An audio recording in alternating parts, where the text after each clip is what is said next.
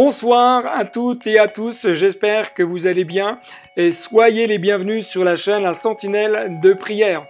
Aujourd'hui, je vous propose, après le temps de louange que nous allons vivre ensemble, d'avoir un moment de prière et d'intercession pour les différents sujets que je vous partagerai. Après ce temps, nous écouterons le pasteur Maurice Poncet qui va débuter donc cette étude biblique sur le Saint-Esprit avec pour premier thème le baptême du Saint-Esprit.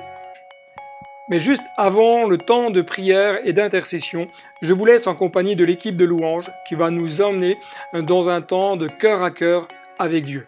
Bon temps de louange à vous et à tout à l'heure.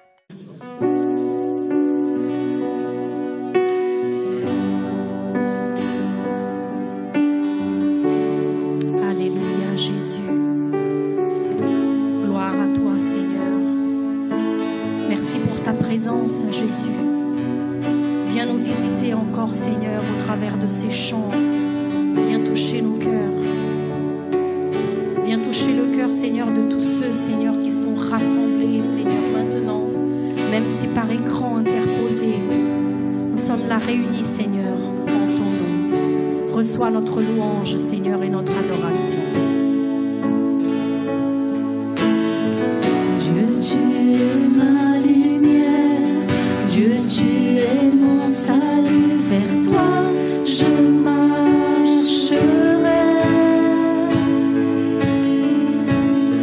Si à côté de toi je suis protégé par tes mains, je n'aurai peur de rien.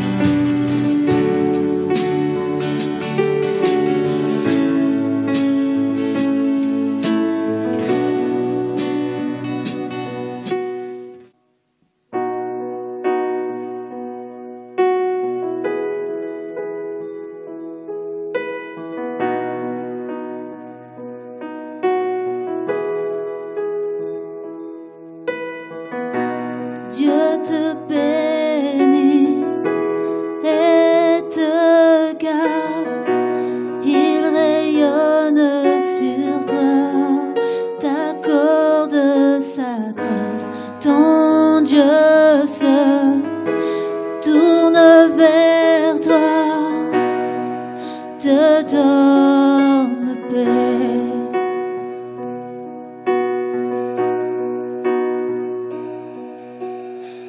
Dieu te bénit et te garde.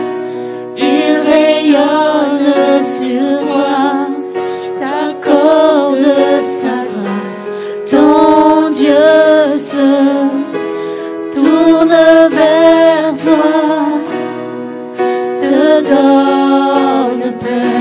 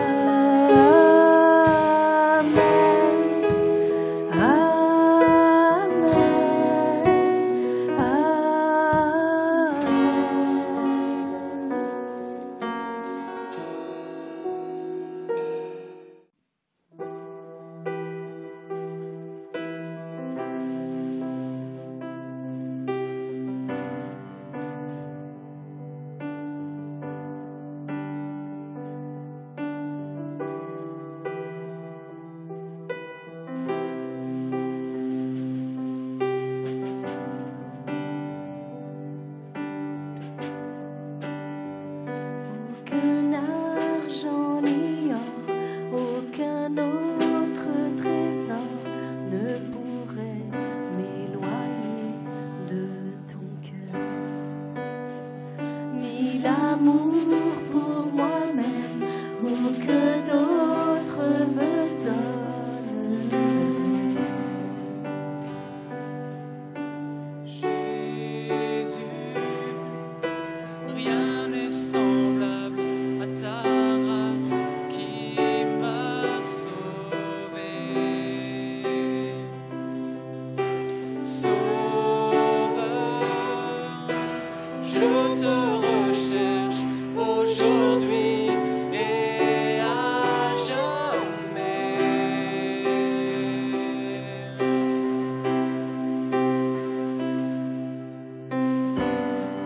Tel que je suis, je viens à tes pieds. Humblement je me tiens devant ta majesté. En toi je sais que j'ai tout trouvé.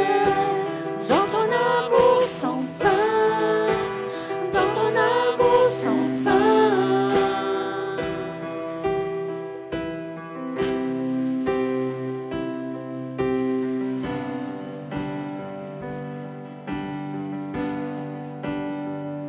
Délaissant mon orgueil, j'abandonne mes désirs, t'adorant l'esprit en vérité.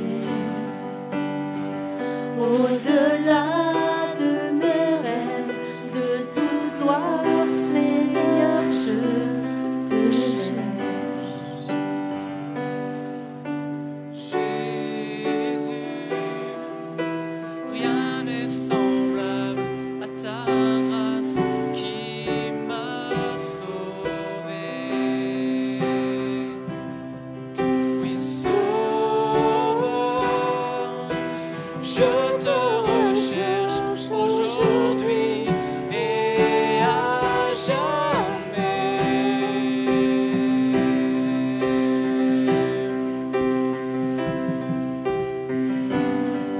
Tel que je suis, je viens à tes pieds. Humblement je me tiens devant ta majesté. En toi je sais que j'ai tout trouvé. Dans ton amour sans fin, dans ton amour sans fin. Tel que je suis, je viens à tes pieds. Humblement je me tiens devant ta majesté. En toi je sais que j'ai tout trouvé. Dans ton amour sans fin, dans ton amour sans fin.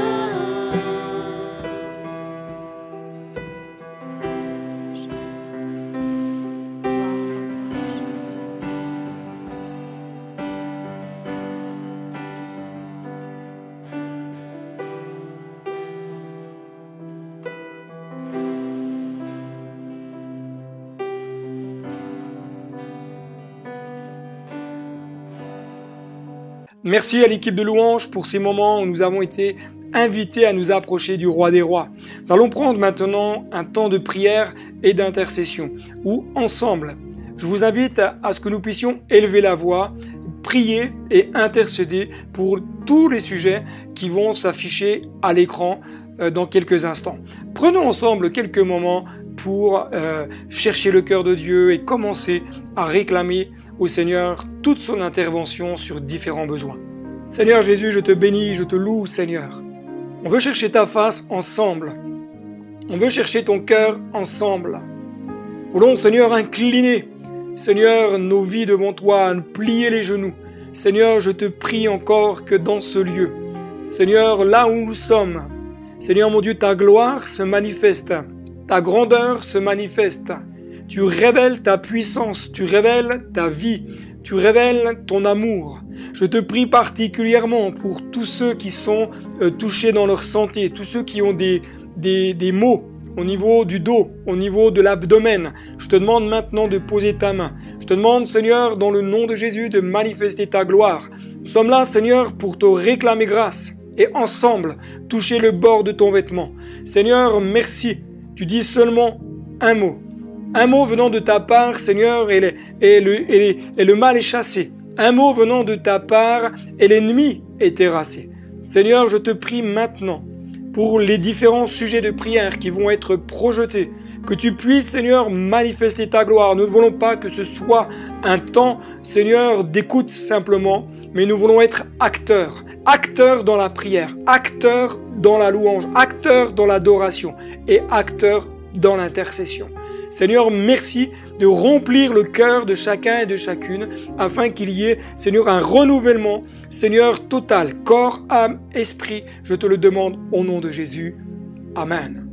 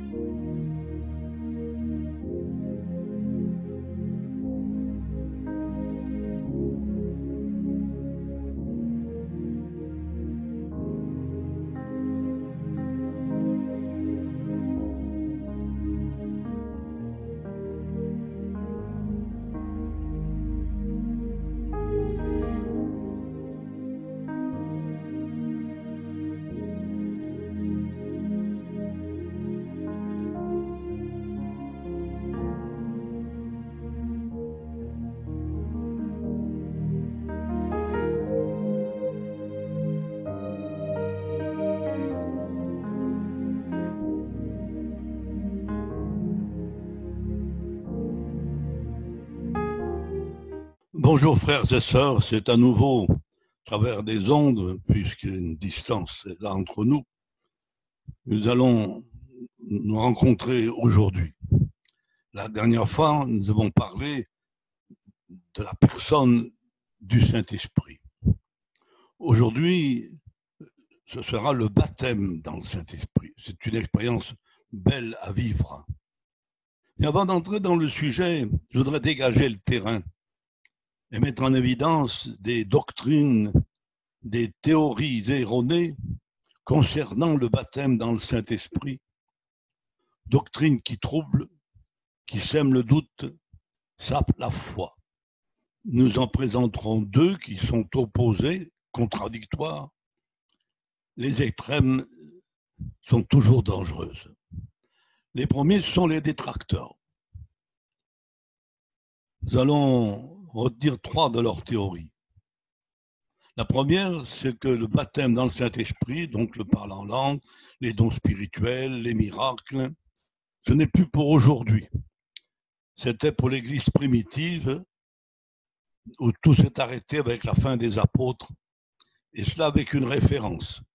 1 Corinthiens 13, verset 8. Les prophéties seront abolies, les langues cesseront. C'est une fausse interprétation du texte, à la limite malhonnête.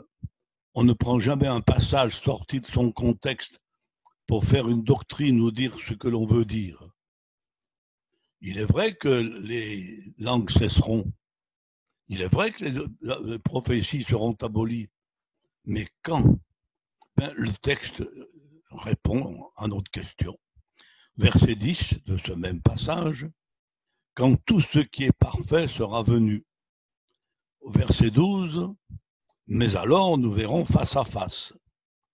Toujours au verset 12, quand nous connaîtrons comme nous avons été connus. C'est au ciel que nous serons dans la perfection et que nous le verrons face à face. Nous n'aurons plus besoin du baptême dans le Saint-Esprit, ni du parler en langue, ni des prophéties, ni des miracles, ni de la connaissance. Que dit Pierre le jour de la Pentecôte en Acte 2, 38 à la foule qu'il interroge pendant son message? Il leur dit, et vous recevrez le don du Saint-Esprit, car la promesse est pour vous, vos enfants, en aussi grand nombre que le Seigneur les appellera. Ce qui veut dire qu'il n'y a pas de limite au temps. Jésus dit, Pierre dit, c'est pour vous. Donc, c'est contemporain, ceux qui sont devant lui. Pour vos enfants, la génération qui vient. Puis ceux qui sont au loin, c'est nous, sommes au loin, sommes encore au loin. En aussi grand nombre que le Seigneur notre Dieu les appellera. Alors la question est celle-ci, Dieu appelle-t-il encore des âmes pour le salut ou n'en appelle-t-il plus? S'il en appelle, eh bien la promesse est pour ceux que le Seigneur a appelés. Le deuxième point, c'est la confusion avec la conversion, disant que c'est la même expérience. Nous allons dans le chapitre 2 des Actes des Apôtres, sans le lire entièrement, parce qu'il est long. C'est le chapitre de la Pentecôte. Il nous est écrit que la foule a couru. Et en passant, je fais remarquer que dans cette foule, il y a 4 réactions. Verset 6, des gens qui étaient confondus ou surpris. Verset 7, des gens qui sont étonnés. Au verset 12, des moqueurs. Et puis au verset 37, des gens qui eurent le cœur vivement touché. Rien n'est changé, c'est la mentalité, c'est ce qu'on rencontre, ce qu'on trouve encore aujourd'hui. Nous lisons, après avoir entendu le discours de Pierre, ils eurent le cœur vivement touché et ils dirent à Pierre et aux autres apôtres, hommes frères, que ferons-nous?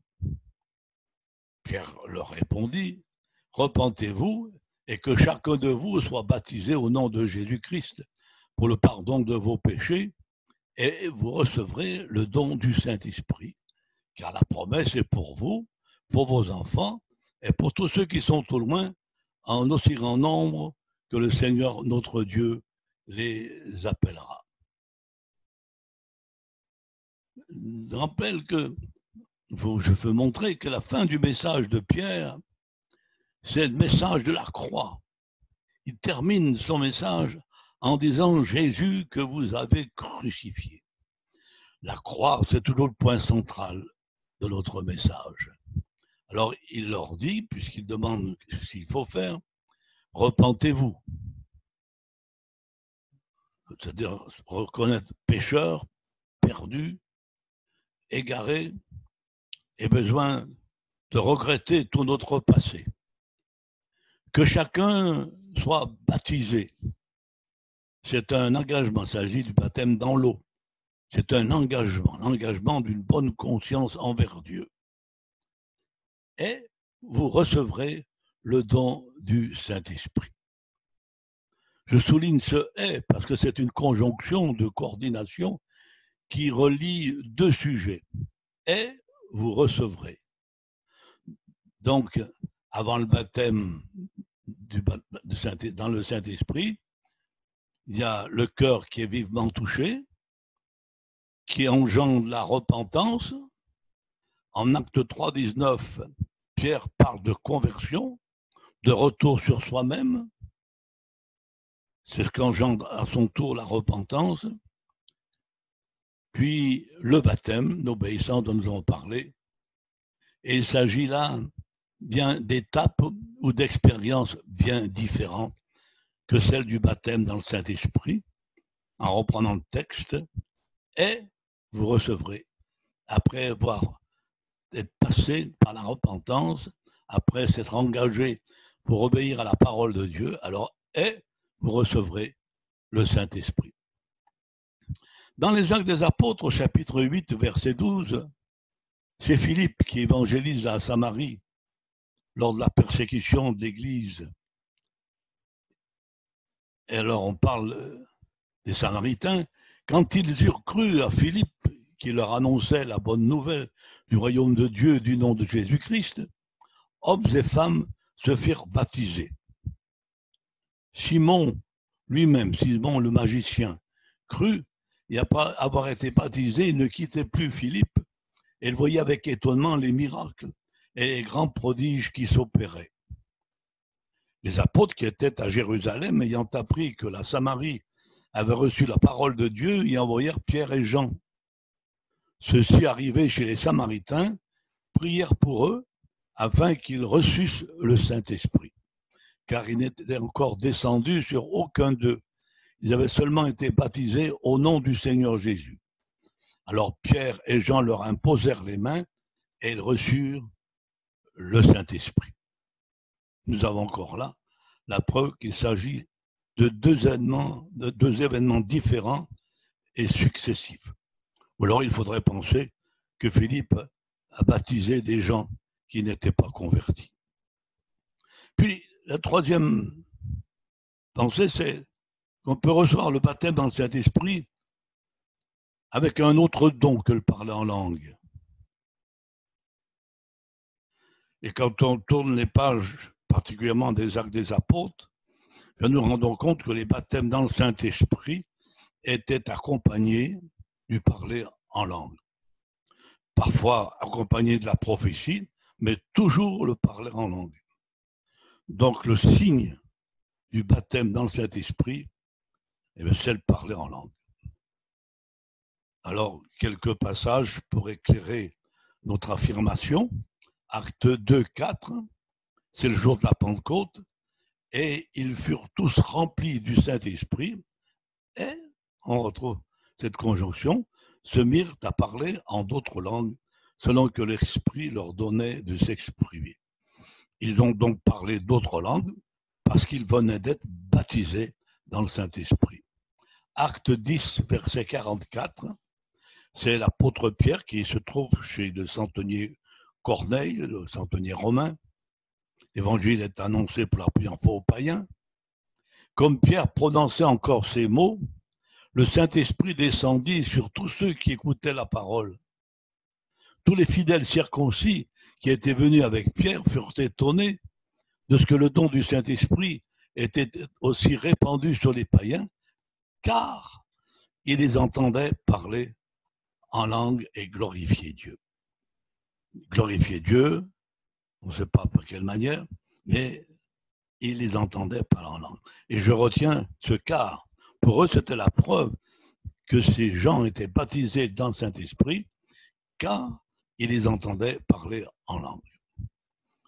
Puis enfin, acte 19, verset 6, c'est Paul qui est à Éphèse, où il rencontre une douzaine de personnes là, à qui il pose la question, avez-vous reçu le Saint-Esprit? Lorsque Paul leur eut imposé les mains, le Saint-Esprit vint sur eux et ils parlaient en langue et prophétisaient. Comme nous l'avons souligné, parfois accompagné de la prophétie, mais toujours le parler en langue. La deuxième catégorie, ce sont les super pentecôtistes. Il y a toujours des super.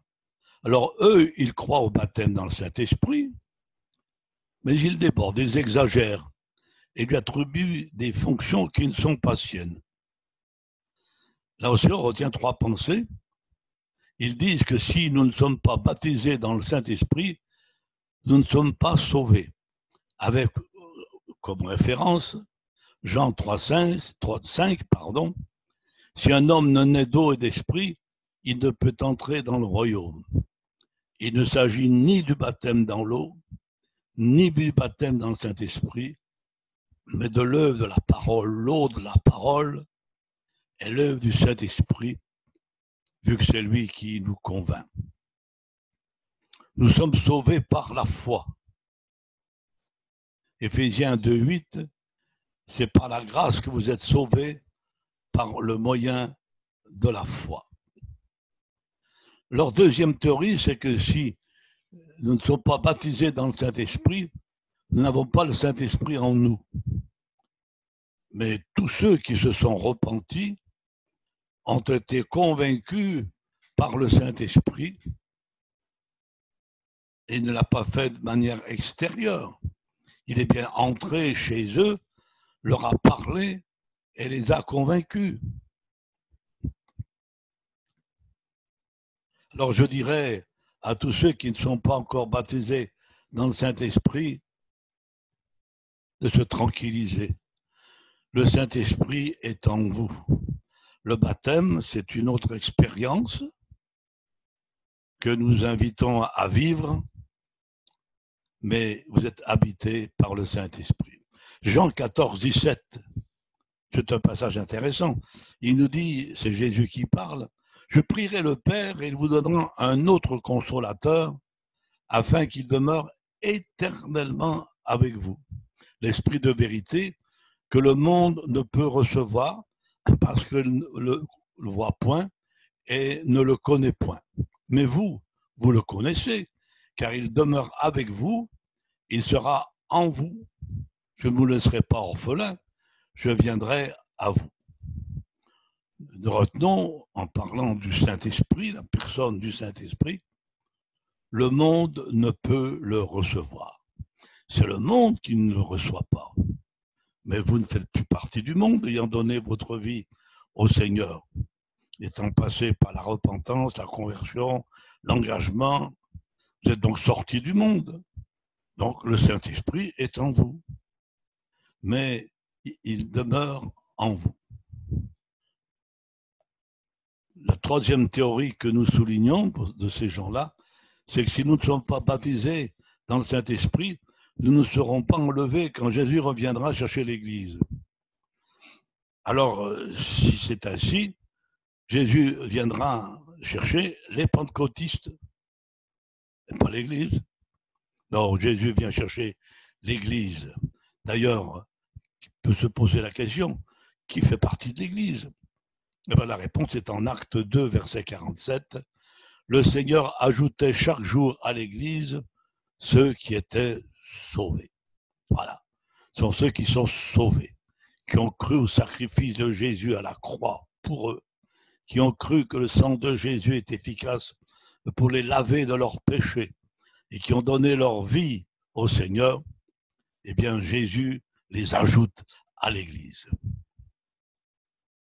il est une remarque à faire, c'est que c'est le Seigneur qui ajoute. Personne d'autre. Aucun autre n'a ce pouvoir. Le Seigneur ajoute lui-même ceux qui sont sauvés. Alors nous arrivons maintenant à notre méditation. Qu'est-ce que le baptême dans le Saint-Esprit? Et en premier lieu, je dirais, c'est une promesse. Et c'est le prophète Joël qui fait la première annonce. Nous lisons en Joël, chapitre 2, verset 28, « Après cela, je répandrai mon esprit sur toute chair. Vos fils et vos filles prophétiseront. Vos vieillards auront des songes. Vos jeunes gens des visions. Même sur les serviteurs et sur les servantes, dans ces jours-là, je répandrai mon esprit. » Donc, c'est Joël qui nous fait cette annonce et Pierre va s'en servir dans son message pour expliquer ce qui vient de se passer dans la chambre haute. Puis c'est Jean-Baptiste qui prend la relève. Jean-Baptiste ou Jean le baptiseur. Hein. Jean-Baptiste n'est pas un prénom composé, c'est Jean le baptiseur. En Matthieu 3, 11, « Moi, dit-il, je vous baptise d'eau pour vous amener à la repentance. Mais celui qui vient après moi est plus puissant que moi, et je ne suis pas digne de porter ses souliers. Lui, il vous baptisera du Saint-Esprit et de feu. » Une remarque encore, du Saint-Esprit et de feu, ce ne sont pas deux baptêmes, mais c'est le même baptême.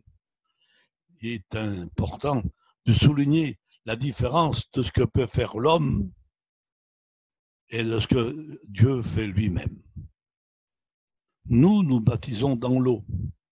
Jésus a dit, faites des disciples en les baptisant. Jésus, lui, baptise dans le Saint-Esprit.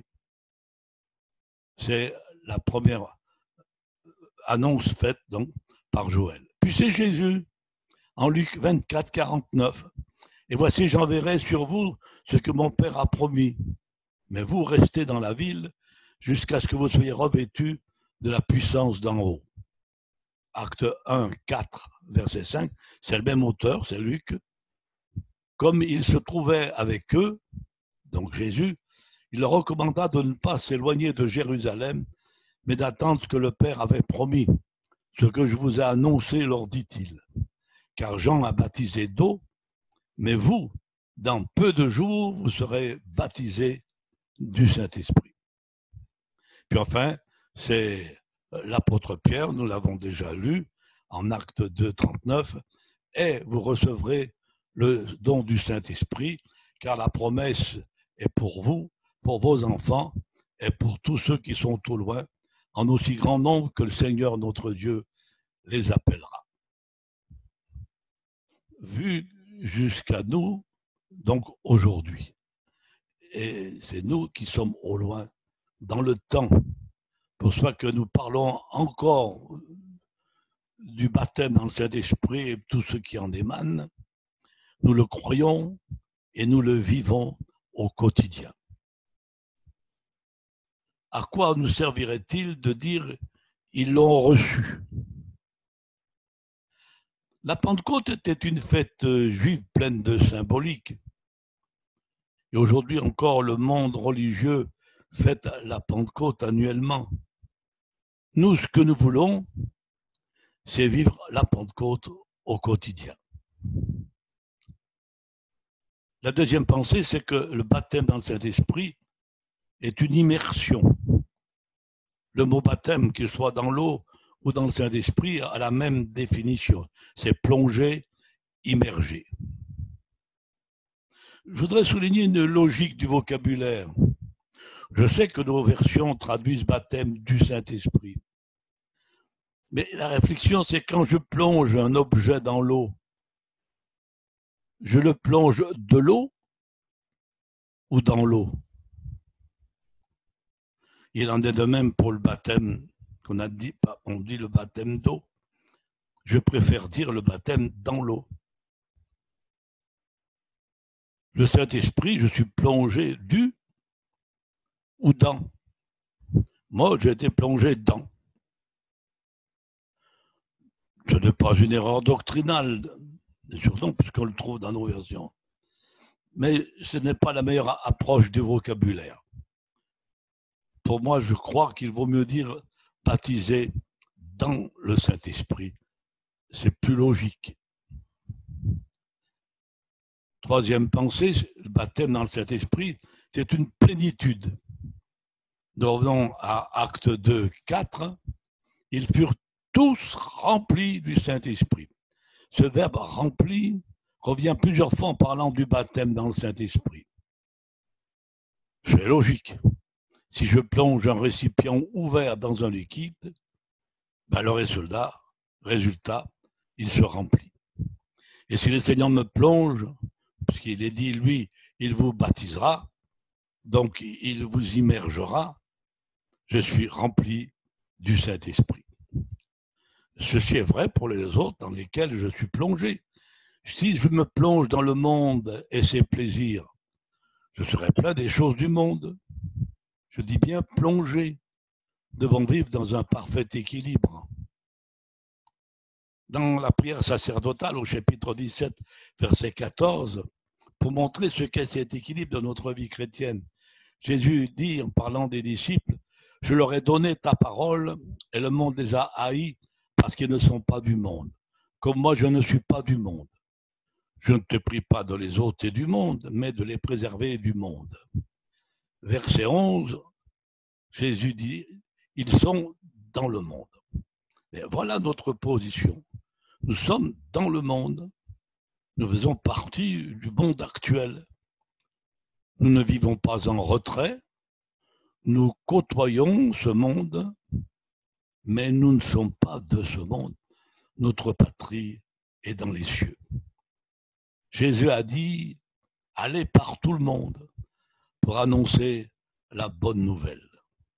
Alors allons-y dans ce monde comme porteurs de la bonne nouvelle à tous nos contemporains. Alors ce qui est important, c'est que mon cœur soit comme un vase ouvert, parce qu'il y a beaucoup de choses qui peuvent le fermer. Quatrièmement, c'est une puissance. Acte 4, 1, 8, vous œuvrez une puissance, le Saint-Esprit survenant sur vous. Avec une autre version, une force. Même une version anglaise traduit une dynamite. Le baptême dans le Saint-Esprit, ce n'est pas un formulaire à remplir, c'est une expérience à vivre. Vous recevrez. Vous, c'est toi, c'est moi, c'est vous, c'est nous.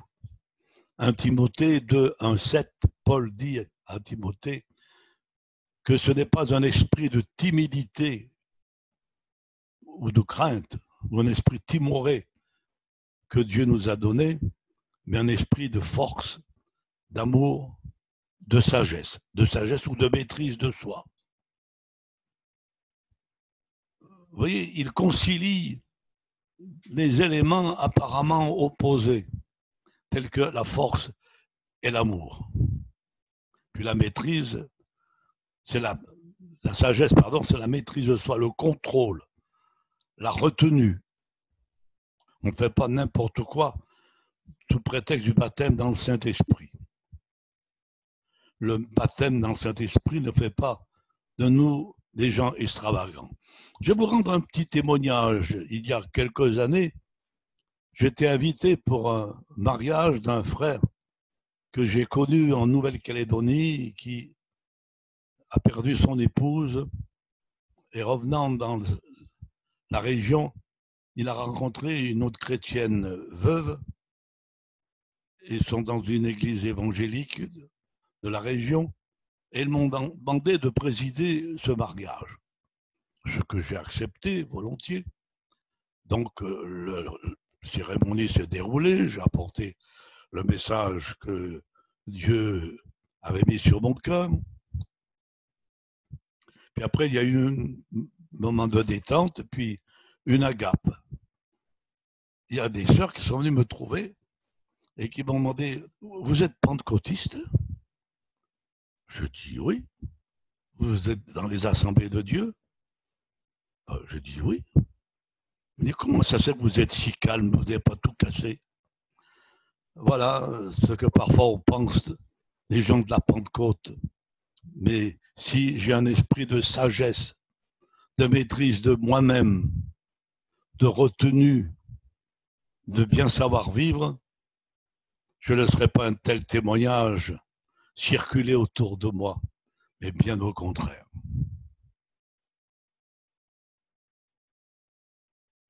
Vous savez, les manifestations du Saint-Esprit ne mesurent pas à l'expression physique, ni aux décibels, et surtout pas aux extravagances. Cinquièmement, le baptême dans le Saint-Esprit, c'est un don. Dans la promesse que Pierre rappelle en Acte 2, 38, et vous recevrez le don du Saint-Esprit. Retrouvons cette pensée en Acte 11, 15, où l'apôtre Pierre, après le passage chez Corneille, est amené à s'expliquer auprès des autres apôtres parce qu'il est rentré dans la maison d'un païen. Et il leur dit ceci: ils ont reçu le même don que nous. Donc le baptême dans le Saint-Esprit, ce n'est pas selon nos mérites.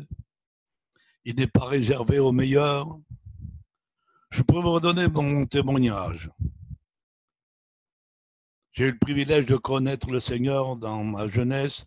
J'avais 16 ans lorsque je me suis engagé. Mais je n'étais pas baptisé dans le Saint-Esprit. J'aimais le Seigneur, je voulais le servir, être utile, mais je n'étais pas baptisé dans le Saint-Esprit. Pendant 3 ans, j'ai cherché le baptême dans le Saint-Esprit. J'ai jeûné, j'ai passé une nuit de prière. J'ai même écrit dans un cahier tous mes défauts, tous mes péchés, tout ce qui était mauvais en moi. Et malgré mes 16, 17, 18 ans, arrivé jusqu'à 19 ans, je l'avais à marquer. Ça n'a rien changé. Puis un jour, nous étions réunis entre quelques jeunes garçons avec l'approbation du pasteur chez une sœur veuve qui avait un jeune homme. Le pasteur nous sachant ici, étant dans le quartier, est monté et il a dit je vais en profiter pour prier pour le baptême dans le Saint-Esprit. Nous étions serrés les uns sur les autres et il a prié en imposant les mains et il y a eu plusieurs baptêmes du Saint-Esprit. Moi, rien. Alors j'ai senti comme une rage qui montait en moi. Et intérieurement, j'ai dit au Seigneur, si tu ne veux pas me le donner, tu le gardes. Et je ne vais pas terminer cette phrase qui n'était pas à propos en parlant en langue. Je me suis mis à parler en langue. Donc s'il est un moment où je ne méritais pas, où je n'étais pas en bon état, bon esprit, c'est bien là. Et c'est là que le Seigneur m'a donné ce don. Parce que personne ne le mérite. Nous ne sommes pas meilleurs que les autres parce que nous sommes baptisés dans le Saint-Esprit. Nous avons l'expérience d'avoir fait cette expérience. Enfin, la joie, le bonheur d'avoir fait cette expérience. Et puis, je retiendrai que l'apôtre Pierre dit le même baptême que nous. Et celui que nous recevons aujourd'hui, il n'est pas au rabais, ni en solde, mais le même que le jour de la Pentecôte.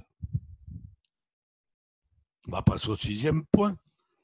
Le baptême dans cet esprit est une priorité, une nécessité. En Luc 24, 49, Jésus dit, avant l'ascension, « Voici, j'enverrai sur vous ce que mon Père a promis, mais vous, restez dans la ville jusqu'à ce que vous soyez revêtus de la puissance d'en haut. » Il le renouvelle en Acte 1, 4. Comme il se trouvait avec eux, il leur recommanda de ne pas s'éloigner de Jérusalem, mais d'attendre ce que le Père avait promis, ce que je vous ai annoncé, leur dit-il. Et puis nous allons en Acte 19, 2, Paul chez les Éphésiens, il leur pose une question, parce qu'ils avaient entendu Jean-Baptiste, baptisé par Jean-Baptiste, donc du baptême de repentance. Paul leur demande, avez-vous reçu le Saint-Esprit quand vous avez cru? Avez-vous reçu le Saint-Esprit quand vous avez cru? C'était donc une question essentielle pour Paul dans sa vision. Il aura besoin de ces hommes qui serviront de première base, de première pierre de l'église d'Éphèse. Il aura besoin de ces témoins-là. Il était donc nécessaire qu'ils reçoivent le baptême dans le Saint-Esprit. Alors, il leur impose les mains et ils reçoivent le baptême dans le Saint-Esprit en parlant en langue et en prophétisant. Maintenant, nous allons souligner que le baptême dans le Saint-Esprit, plutôt le but du baptême dans le Saint-Esprit, on vient déjà de l'aborder en Actes, verset 8. On reprend des passages qu'on a déjà cités, mais vous recevrez une puissance, le Saint-Esprit survenant sur vous, et vous serez mes témoins à Jérusalem, dans toute la Judée, dans la Samarie et jusqu'aux extrémités de la terre. Le baptême dans le Saint-Esprit, ce n'est pas fait pour parler en langue. Le parler en langue, c'est le baptême dans le Saint-Esprit. Le baptême dans le Saint-Esprit, c'est pour faire de nous des témoins. Et vous serez mes témoins. Voilà ce que le Seigneur attend de nous. Des témoins jusqu'aux extrémités de la terre. Et vous serez mes témoins. Je serai témoin de Jésus-Christ. Témoin de Jésus-Christ. Un peu plus loin dans les Actes des Apôtres, au chapitre 6, verset 5, l'Église a besoin de se mettre en place, de se structurer. Jusqu'à ce jour, les apôtres faisaient tout et ils étaient débordés. Il fallait choisir des hommes pour les seconder et les décharger de certaines tâches. Alors, les apôtres demandent à l'Église, c'est pourquoi, frères, choisissez parmi vous 7 hommes de qui l'on rende un bon témoignage, qui soient pleins d'esprit, pleins de sagesse, et nous les chargerons de cet emploi. Voilà, dès le début de l'Église, ce qu'on appelle l'Église primitive, l'utilité et la nécessité du baptême dans le Saint-Esprit est soulignée pour entrer dans le service. Luc 24, 49, comme Acte 1, 4, nous disent de la part de Jésus, attendez ou restez. Ne commencez pas avant d'avoir reçu la plénitude du Saint-Esprit. Bien sûr, on peut travailler pour Dieu. Bien sûr qu'on peut être utile au Seigneur avant le baptême dans cet esprit ou sans le baptême dans cet esprit. Nous ne sommes pas exclus, mis de côté. Non, pas du tout. Mais c'est quand même un plus, l'onction de l'esprit sur le service que nous accomplissons pour le Seigneur. Quand on jette un regard sur l'Ancien Testament, on peut voir par exemple que les sacrificateurs, souverains sacrificateurs, certains prophètes, les rois étaient loin avant d'entrer dans leur fonction. Maintenant, pour qui le baptême dans le Saint-Esprit? Eh bien, nous allons dans Jean 7, 37. Le dernier jour, ou le grand jour de la fête, Jésus se tenant debout, s'écriant, « Si quelqu'un a soif, qu'il vienne à moi et qu'il boive. Celui qui croit en moi, des fleuves d'eau vive couleront de son sein, comme dit l'Écriture. » Il dit cela de l'Esprit que devaient recevoir ceux qui croiraient en lui, car l'Esprit n'était pas encore parce que Jésus n'avait pas encore été glorifié. Alors, c'est pour qui? Jésus dit, si quelqu'un a soif, et si quelqu'un a soif de cette expérience, de cette promesse, de ce don, de cette nécessité pour servir Dieu, a soif de faire ce que le Seigneur le demande, avec plus d'efficacité, en harmonie avec la parole de Dieu, eh bien c'est pour vous, c'est pour toi. Je vais faire une remarque encore, c'est que Jésus dit attendez et non pas rechercher. Pendant un temps, on faisait des réunions de prière pour le baptême dans le Saint-Esprit et on appelait ça des réunions de recherche. Mais en réalité, ce ne sont pas des réunions de recherche. On ne recherche pas le Saint-Esprit. On l'attend. Alors, pour vous qui avez soif, qui soupirez après cette expérience, eh bien, le Seigneur veut répondre à votre attente et vous remplir dans le Saint-Esprit. C'est vrai que certains baptêmes Saint-Esprit se sont produits alors que les apôtres imposaient les mains, ce qui ne veut pas dire que les apôtres baptisaient dans le Saint-Esprit. Il leur a dit de baptiser dans l'eau. Allez, faites des disciples en les baptisant au nom du Père, du Fils et du Saint-Esprit. Mais le baptême dans le Saint-Esprit, Jean-Baptiste a dit au sujet de Jésus, il vous baptisera dans le Saint-Esprit. Et c'est le Seigneur qui le fait. Aucun homme n'a le pouvoir de baptiser dans le Saint-Esprit. Je pourrais donner quelques témoignages, quelques expériences. Je pense à un homme dans une ville où je travaillais pour le Seigneur.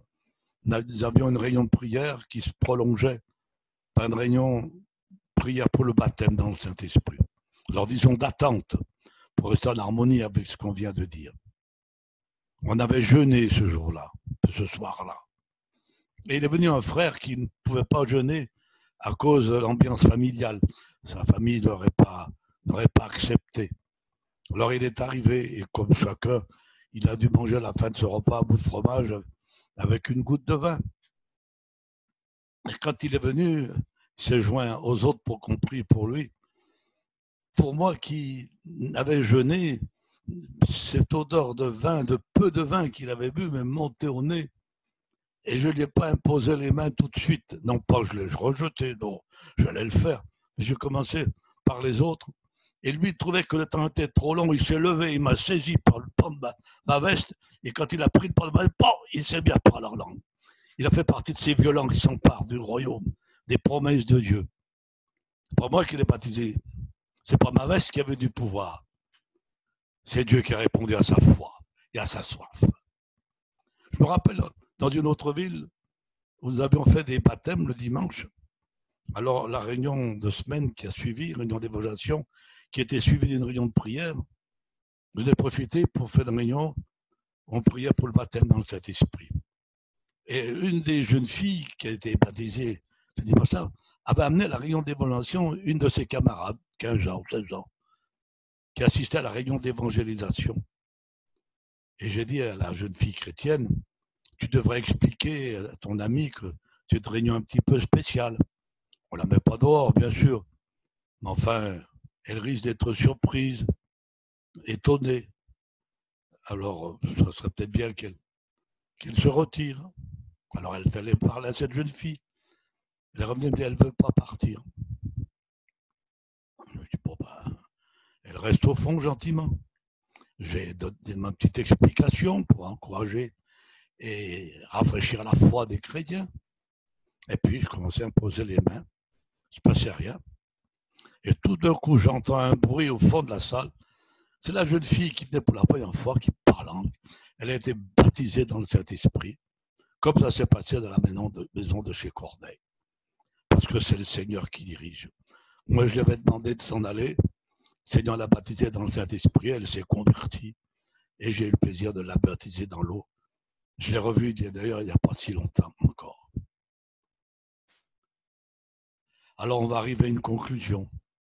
La conclusion, c'est en Éphésiens 5, verset 18. Ne vous enivrez pas de vin, c'est de la débauche.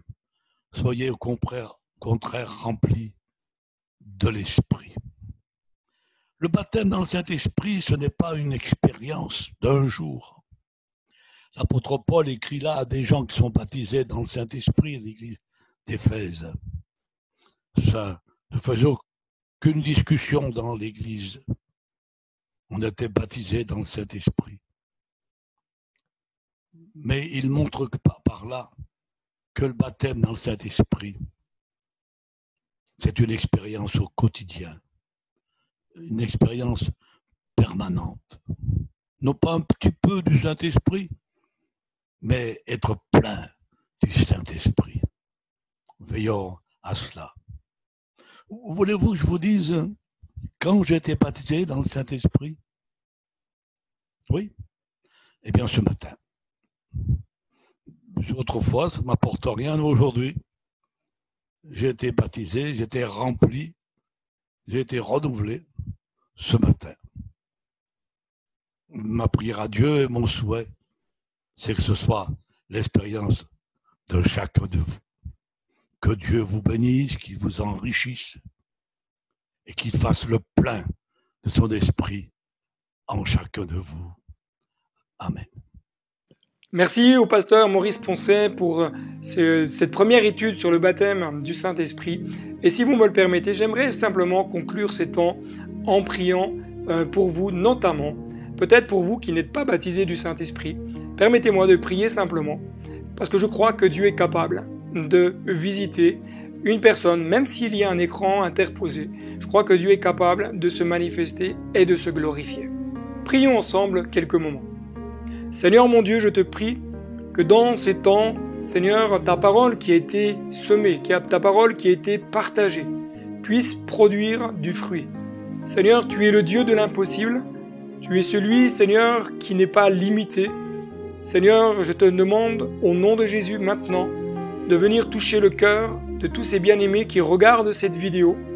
Seigneur, ceux qui n'ont peut-être jamais expérimenté le baptême de l'Esprit, je te prie de les revêtir. Seigneur, de ce revêtement de puissance, de cet équipement de puissance.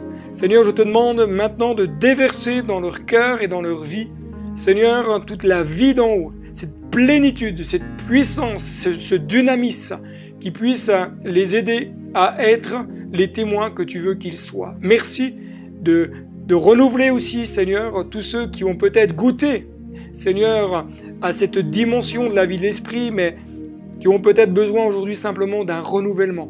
Seigneur, je te demande, Seigneur Jésus, de venir souffler sur leur vie tel un vent qui va venir rafraîchir leur cœur et leur être entier. Merci de renouveler chacun, de bénir chacun, d'accompagner chacun. Et je crois que dans les heures, jours à venir, des choses extraordinaires vont se passer et tu vas encore te glorifier. Au nom de Jésus, Amen. Voilà, chers amis, nous arrivons au terme de notre soirée et je vous donne rendez-vous un dimanche matin dès 9h45 de nouveau sur le chat pour pouvoir échanger, prendre des nouvelles des uns des autres. Que Dieu vous bénisse et à très bientôt.